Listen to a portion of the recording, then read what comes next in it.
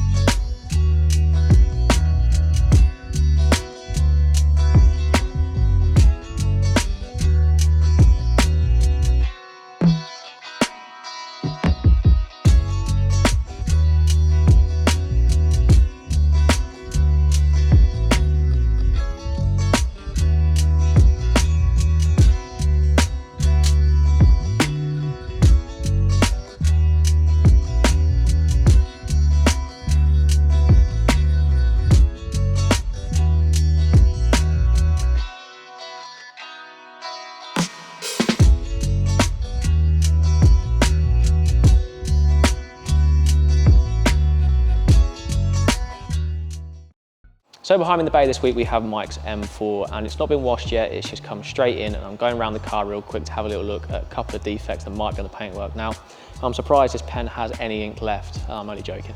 I've done one side of the car, I've labelled it up, I've taped it up as well, so you guys can see exactly what I'm seeing as the detailer when your car, or Mike's car, is coming in for an inspection. Now, there's quite a lot of damage on the car. I say damage, actually little imperfections that have happened over the 10 years of it driving.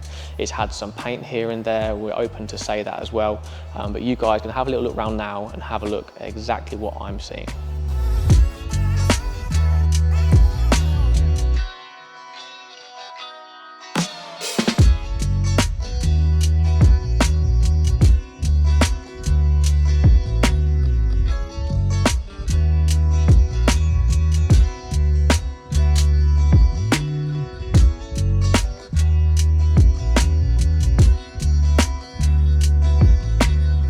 Right, so gone around the whole car, done our paint report, and we can tell you that this rear quarter has definitely had some paint, and there's some suspected paint on that door as well. There's also some evidence of that in the panel itself. There's some prep marks underneath the clear coat.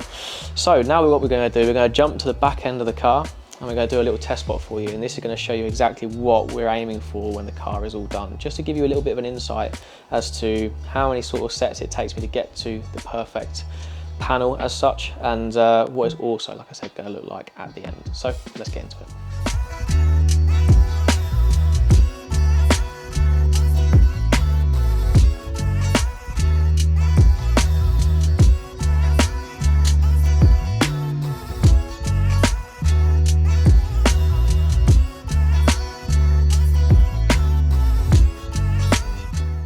So as you can see from the clip just there, the paintwork is looking really, really good once again. It's got a couple of little defects in there still, but that is from where the previous paint was done.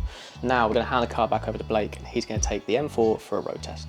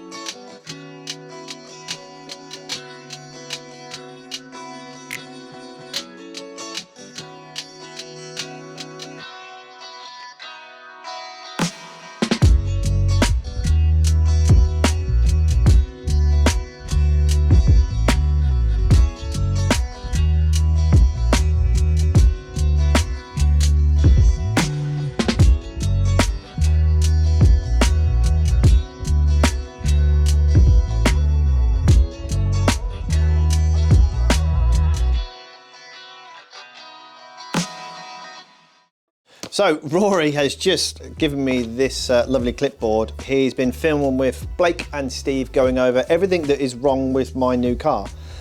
Now, it's a 2016 car, 2 owners, 58,000 miles.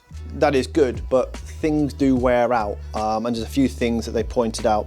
But in short, there's some things on here that is good for us because instead of replacing with OEM, we can improve and probably save money. So some things I'm going to just point out is the suspension.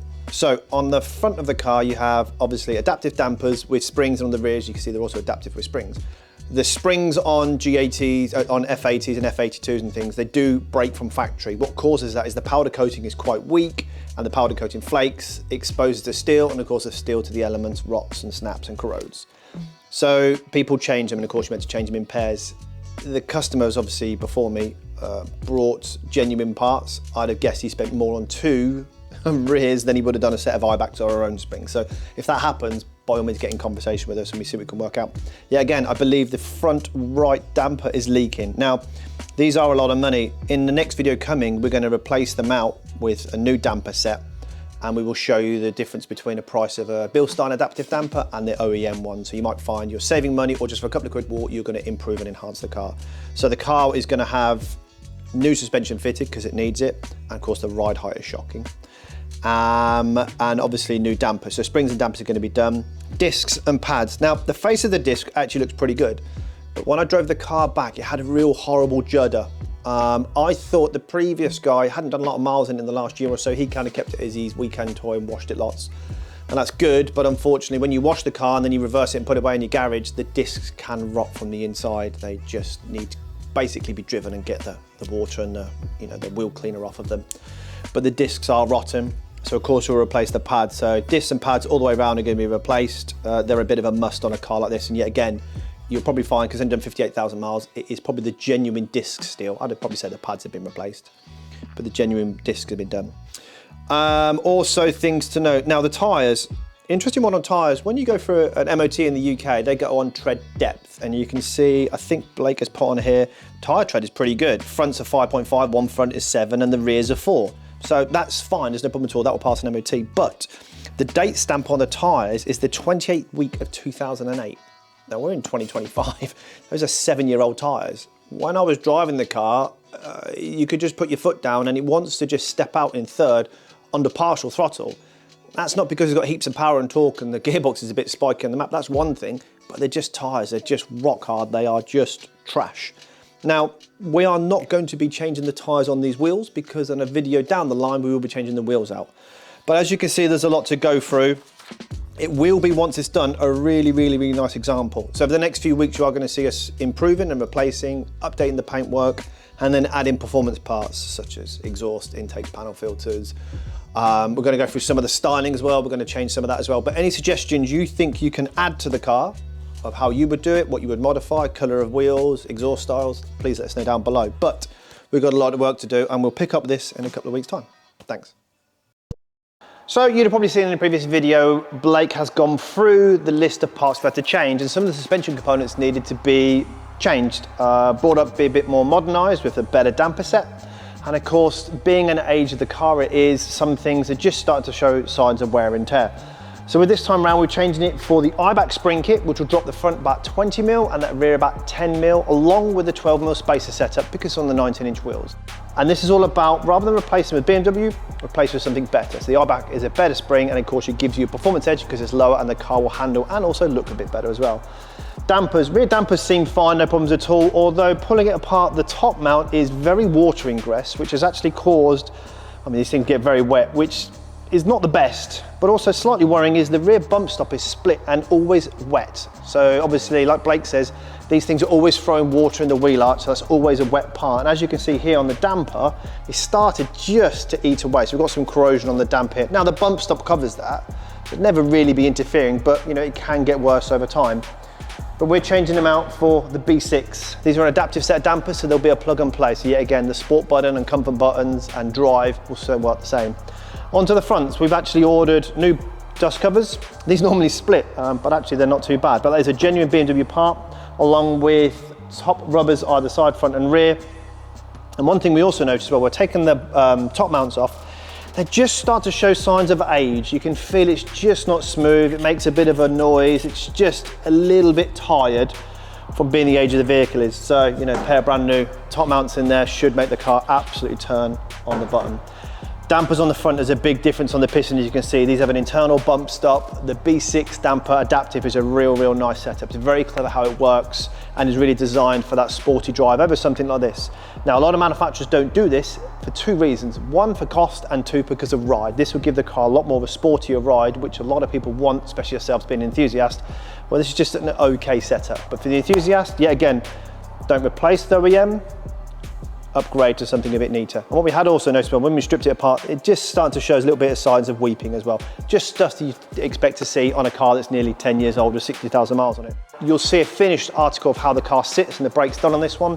But then in a couple of videos time, once we've done the detailing, we've got the car and about, I'll report back of the difference between the standard stuff and this stuff. But the biggest problem is at the minute, the car is on old tires. So changing all this is gonna make a difference, but we're still gonna be slowed down by them tyres. They are rock hard, and we are not going to spend the money on changing those tyres out just yet because new wheels are coming. So back over to Blake, let's get these parts fitted and see how the car sits and looks.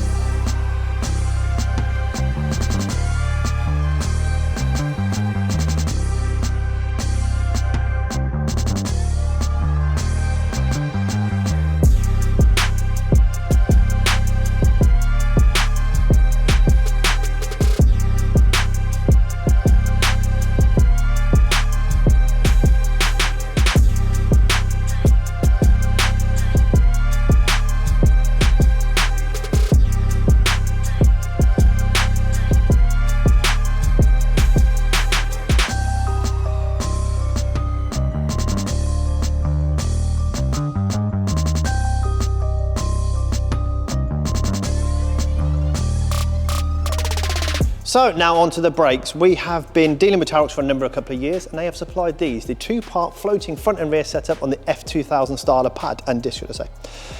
Few things you can see before and afterwards. This is the front set. Now, these are the actual original discs, we believe, although it looks like someone's had a bit of a go at some point in life taking them off. They've been a bit mashed up in certain places. Onto the pads, we've gone for the Tarox Strada pad, which is their fast road pad, not their track pad, so perfect for what we want to do. And you can see the colouring difference. Okay, yes, I know this is a used pad to a brand new pad, but the colouring, obviously, of the actual pad compound is completely different to a standard one. And obviously, look at the surface area, look at how much pad is going to be actually attacking the disc on hard braking compared to the standard one. So the overall percentage, there's going to be more pad on the face of the disc, which is of course what we want. Now on the discs, rather than the drill holes, which can clog up and then basically when they get hot, they can expand and cause cracking, we've gone for these slots. Now the whole point of these slots is one, to basically get rid of heat and the pressure. So when you're braking hard, the heat and the pressure builds up on the pad, it's got somewhere for it to escape. Also, talking about the heat, look at the difference. Two-part floating brake setup compared to obviously just a pushed in setup. You can tell this is just going to disperse the heat better. So don't replace with OEM, upgrade to performance. Same story on the rears, can't wait to get them fitted. And also look at the hubs, rather than this rusty thing that's going to look like that very quickly, this stunning black anodized hub is going to look pure class. So we're going to get it all built up. Blake's going to road test the car. We're going to get some footage. That footage will just show you how the car sort of handles and behaves on the road. Now we can't push it 10 tenths at the minute because it's still on 2018 tyres, but future videos coming across, we will get a bit more sort of feedback, but we'll let you enjoy the B-roll of these being fitted, and let us know what you think so far of the build series of the M4.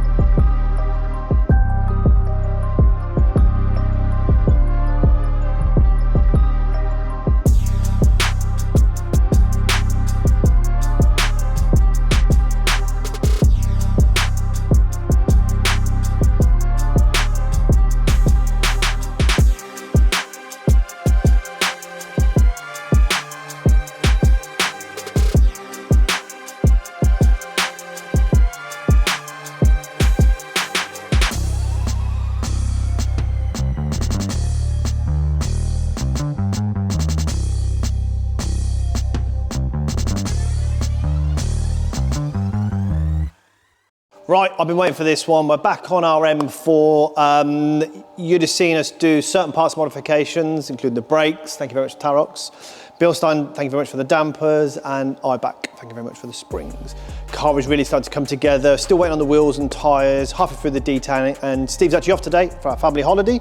We pulled the car away from the detailing bay and going to put it on the ramp. This has landed. So far, there's a few different stages where we're going to be at, but today we're going to be going from here to get some more sound out. Now, starting with these, thank you very much for K&N for supplying these. These are our original OEM replacement units. So these keep the standard air boxes, we'll take out the fat, horrible panel filter that's in there. It's very restrictive, but they are quite cost effective. Yet again, the whole ethos of this car, if you've seen the other build series so far we've done on it, is to replace with better. So instead of buying OEM, let's replace with something better. So these are going to definitely help the car breathe better, which is obviously really important for most modern performance cars. Then this, now being an earlier car, these have 4 catalytic converters. When we get the car on the ramp, I'm sure Blake will point them out. We have 2 in the downpipes, 2 in the middle, and then that is it. This has no GPS. This is a 2016 plate car, so we do get some sound from it. Now, I don't know if he's played it before or after when I'm talking about this, but the original sound isn't too bad as in volume wise.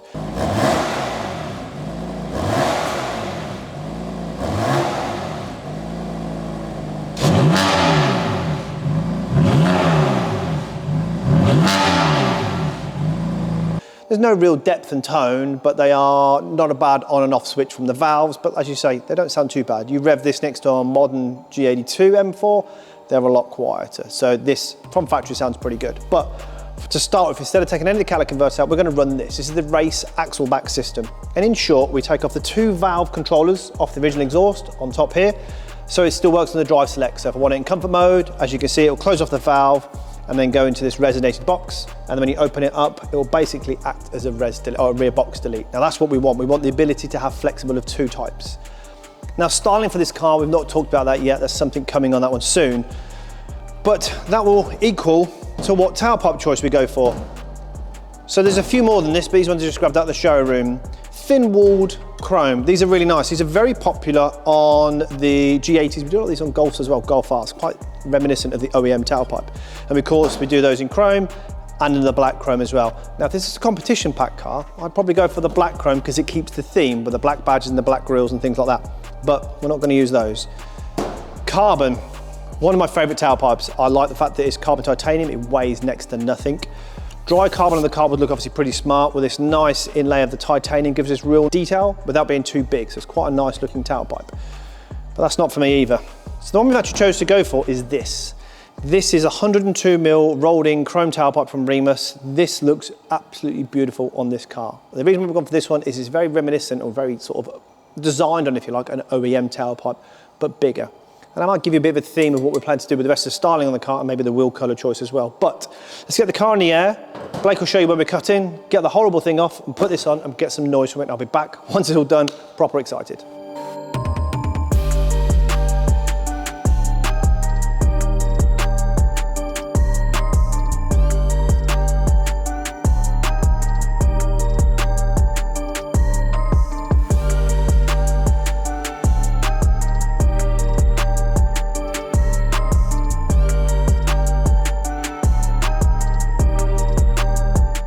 So as you can see, we've got Mike's M4 back on the ramp today and we're fitting the Remus axle back system.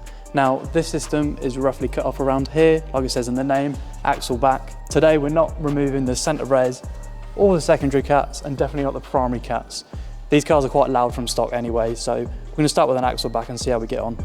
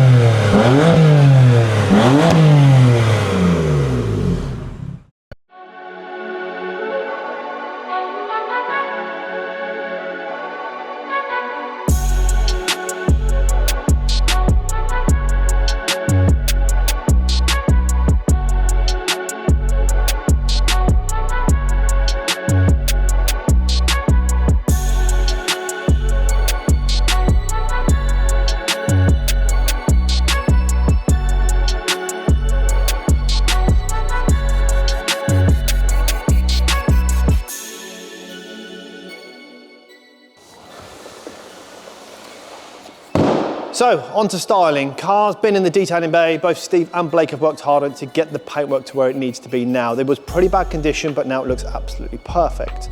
Next step is to get all the parts fitted to it before it goes back to coating. Then Steve will go through some of the areas we've managed to show the before and afters, and then I'll pick up on it once it's all done, looking complete for its new wheels coming very soon.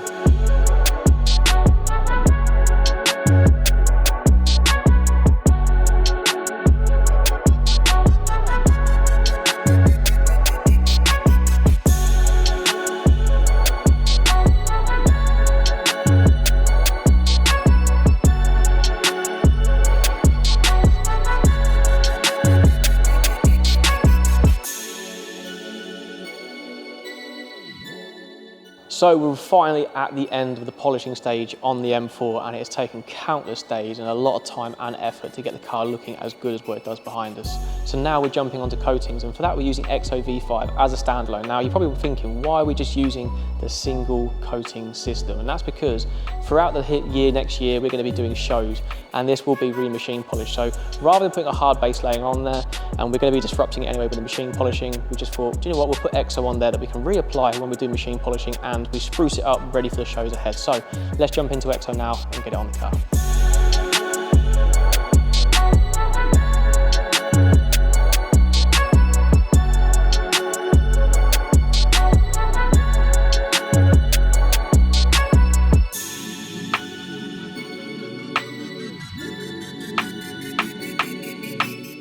So done, complete. Both Blake and Steve have worked tirelessly on this. This car is perfect, absolutely flawless. The depth of the paint, even though it's non-metallic, they kept saying to me it was the equivalent of working on a gloss black with no metallic pigment into it, which I'm not sure what that means, but it's quite a difficult color to actually get it to really pop because it's very flat, but now it looks super glossy considering what it was before. Now, when I picked the car up, the guy actually said to me he was a bit of a part-time detail, and all his worrying thing about that is how good is he and what's he done to it? Has there been damage done to it? And luckily for us, I think he was just a part-time detailer on the drive of the weekend, which is very different to what's now it looking like. So the car's gone through a number of different processes to get rid of some of them, well, all of the marks. This process we would normally take about 7 days. We'd normally ask the car for 5 working days and including the weekend as well to get it to this particular finish. And it is perfect, probably better than new. Bumpers come off, grills have been changed, lower grills have been redone in a darker black because obviously they fade over time. New badges, new number plates, new kidney grills, new side grills, all from BMW back to the chrome, which is what look I always like. So the plan with this car going forward to start with isn't to give you any styling, but parts are coming in, another video coming very soon, but it's just to give you a look of how the best version, in my eyes, of a 2016 car come out the factory or press release or the first time it was shown to the public before they started putting parts on them. I think so far we've nailed it. So let's enjoy some of the B-roll and get this thing outside and really see it pop in the sun.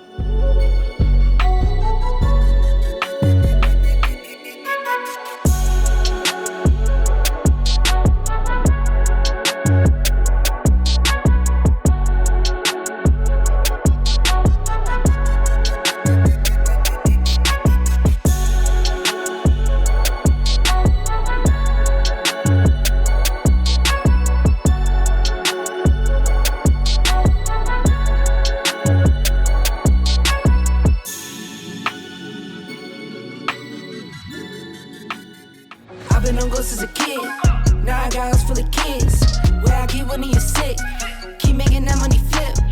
I've been on go since a kid. Now I got house full of kids. Where I keep when you're sick.